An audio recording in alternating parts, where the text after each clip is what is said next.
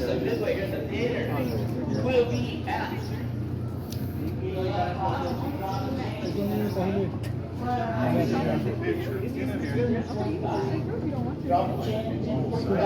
Hi, welcome home. It is 8:15. You get a personal perspective of that historic event. Voices of Midway. The next show, the documentary of Battle of Midway is at 11. 11. That's about 23 minutes away. Thank you. These were the planes that were used in Battle of Midway.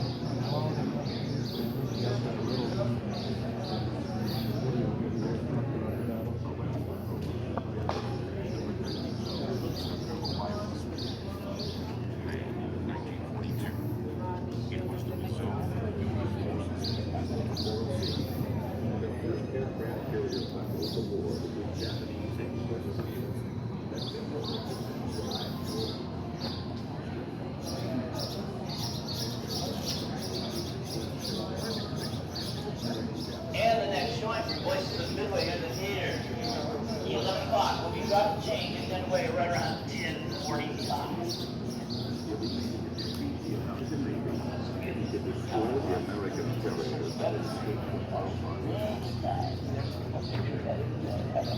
And now we're like,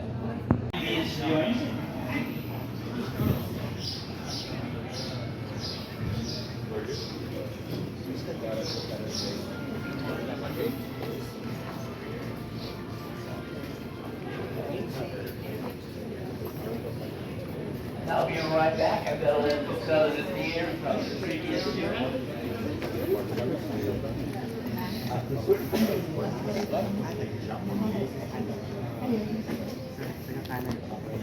And we're scrolling the line. It's 11 o'clock. Generators are functioning, but we need to keep ahead of the leakage. Watch character reports 3 men are missing from the fire room 3 watch. They're great.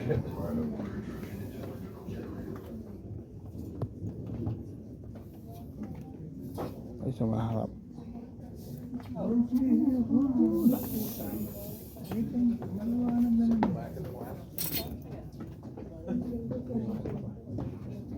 Midway, ben.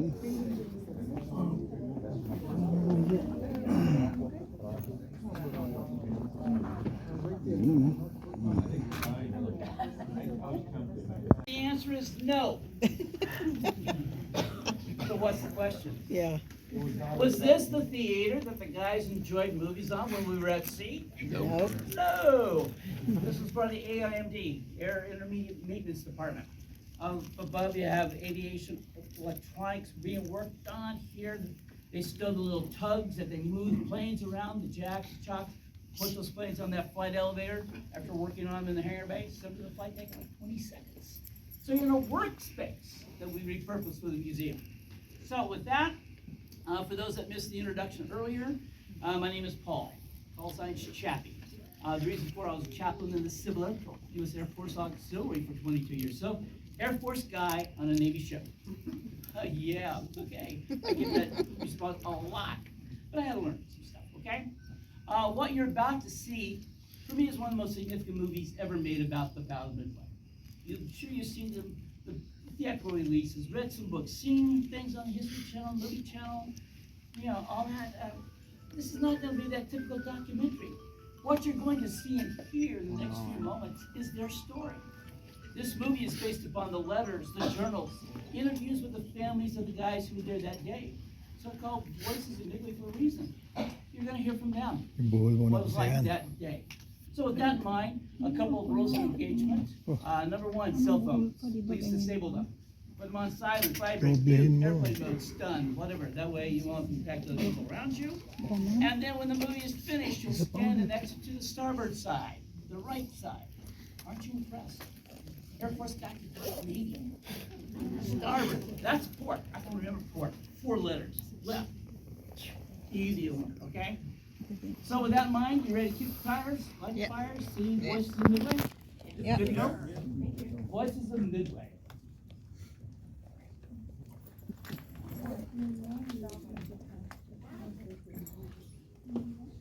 Ladies and gentlemen, the USS Midway Museum is proud to present Voices of Midway.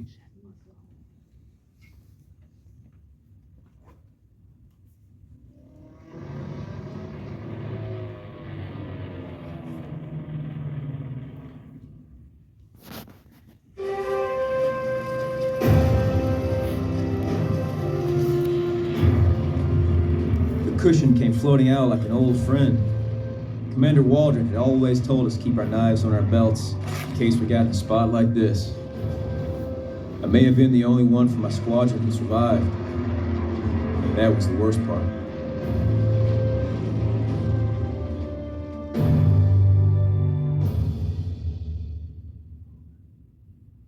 Well, seeing as how this is my last speaking engagement, we might as well get right to it. Some people know the history of the aircraft carrier USS Hornet and my squadron, Torpedo 8. Where we went and what we did during the Battle of Midway. But knowing it and seeing it up close, two different things. They say Hawaii is a paradise, and the air smells like flowers. But that morning, December 7th, it must have smelled like death.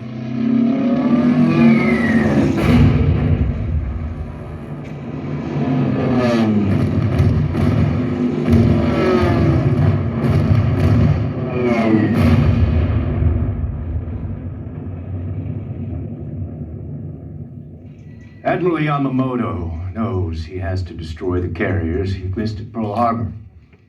He knows if he can sink them, the west coast of the United States will be open for invasion. A battle is coming. Our codebreakers have determined the Japanese strike will come at Midway Island on June 4th. I stand by this intelligence.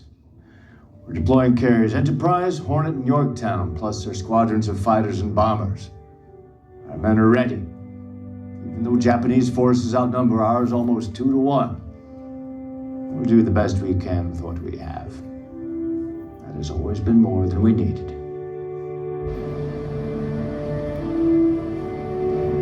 Men, we've had a very short time to train and under severe conditions. But I have no doubt Torpedo 8 is the best in the world. And I expect each of us to do his utmost to destroy our enemy. If there is only one plane left, I want that man to go in and get a hit.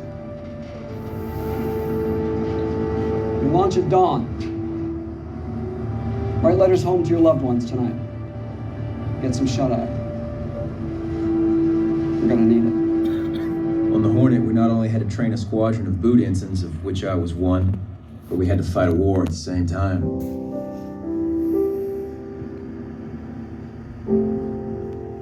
Dear Adelaide, there's not a bit of news that I can tell you, except that I am well.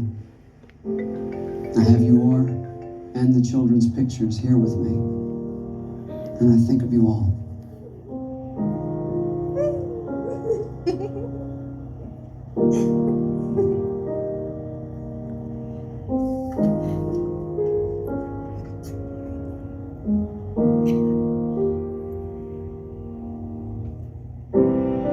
Don't worry about me, Janie. I'm invincible. Don't let Billy borrow my car. He's crazy. I miss your cookie, Mom. When I get back, we're getting hits. They've got us flying old planes, Dad. We're in training and fighting a war at the same time. We've had no previous combat flying, but we've got our tactics down cold. Commander Waldron's seen to that.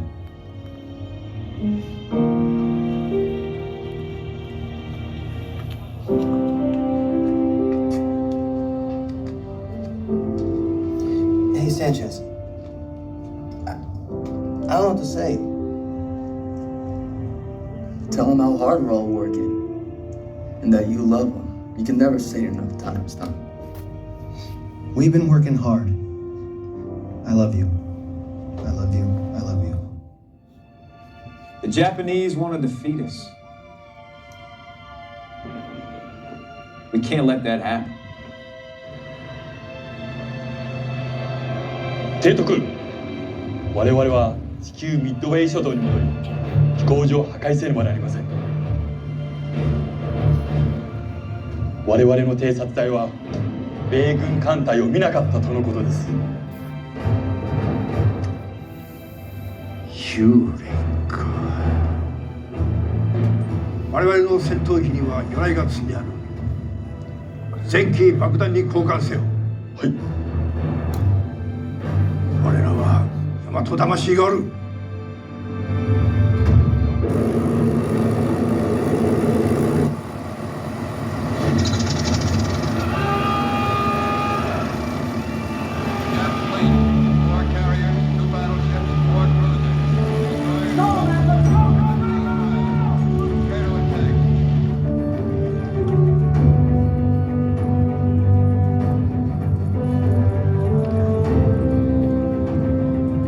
Before we left the ship, Commander Waldron told us that he thought the Japanese task forces were further south. And when the Group Air Commander made the call to fly due west, Waldron ignored the order. Said not to worry about our navigation. Just follow him because he knew where he was going. That was good enough for us.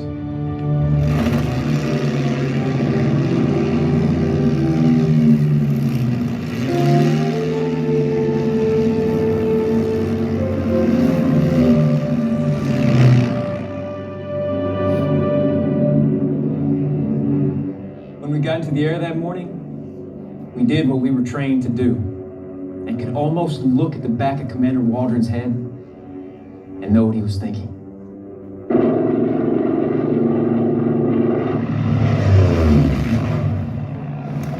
This is Johnny 1. Aircraft spotted in cloud cover. Need confirmation. Theirs or ours?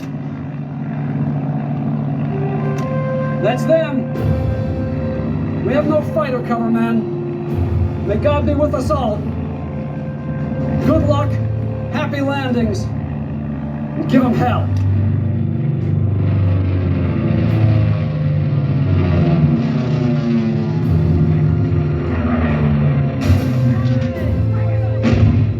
Johnny 1 to Johnny 3. Bandits, 11 o'clock. Look out.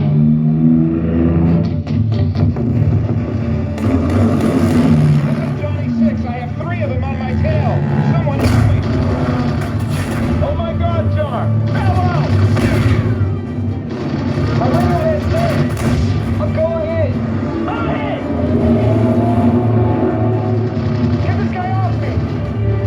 Can't drop my torpedo. Johnny 3, get out.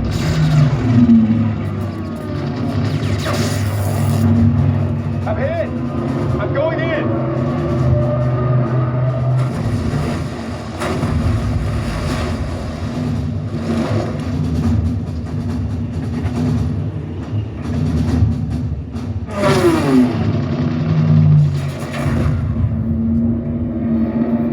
Commander Waldron, get your nose up!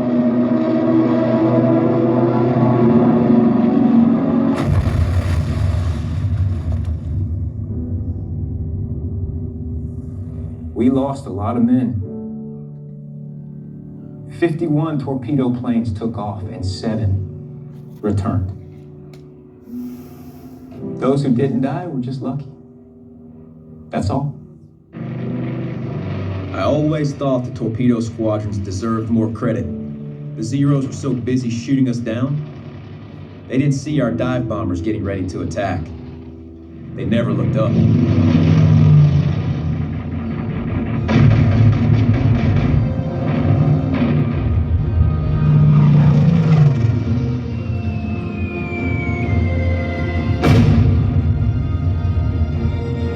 Mark 6, blast them! Bullseye, Mark 6, good job! I got him right down their pipe!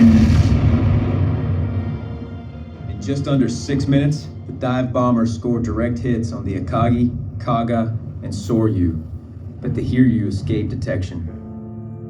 The Hiryu launched 18 aircraft to sink our carriers, Yorktown's radar picked them up and launched their own fighters. But 7 Japanese aircraft broke through like hell itself and scored 3 direct hits on the Yorktown.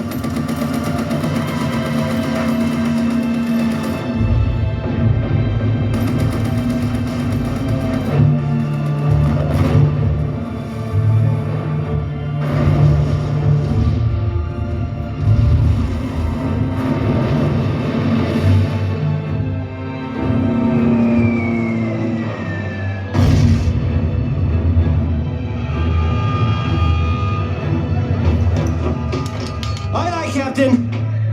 We'll do whatever we can to keep her in the fight. Tell them how hard we're all working and that you love them.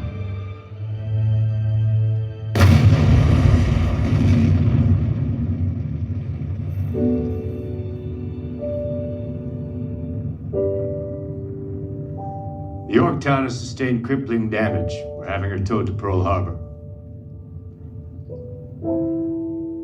We will get the 4th carrier.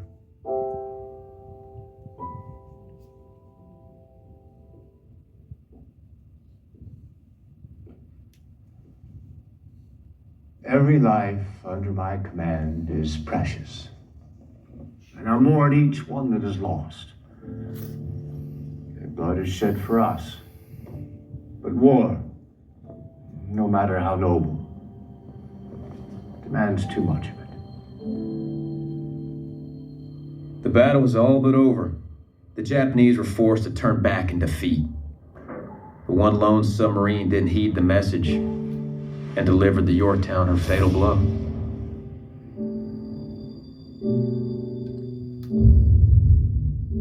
This huge ship slowly sank below the water, the waves, until it disappeared, and we watched it until it was completely gone.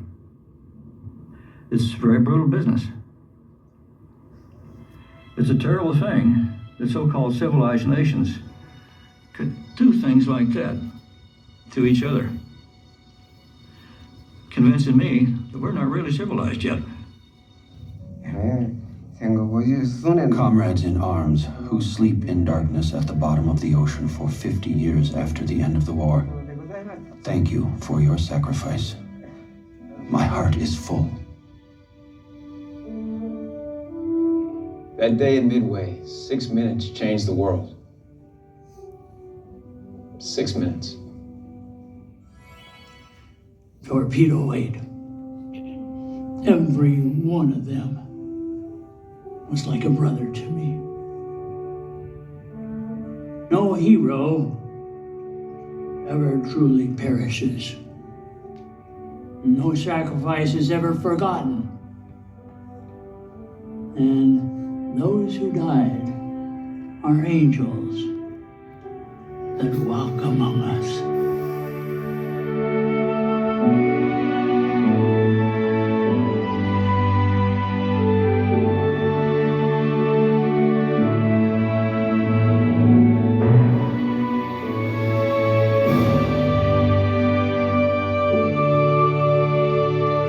The memorial on Midway Island reads, "They had no right to win, but they did.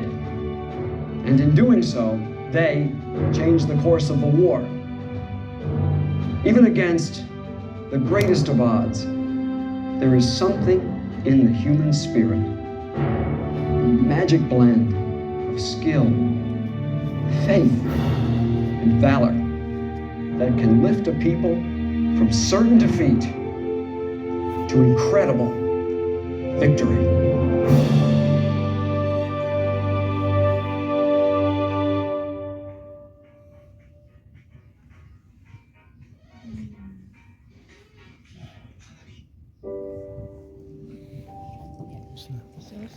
Thank you so much for joining us. Look around, make sure you grab the bags, sunglasses, hats, personal items, children, and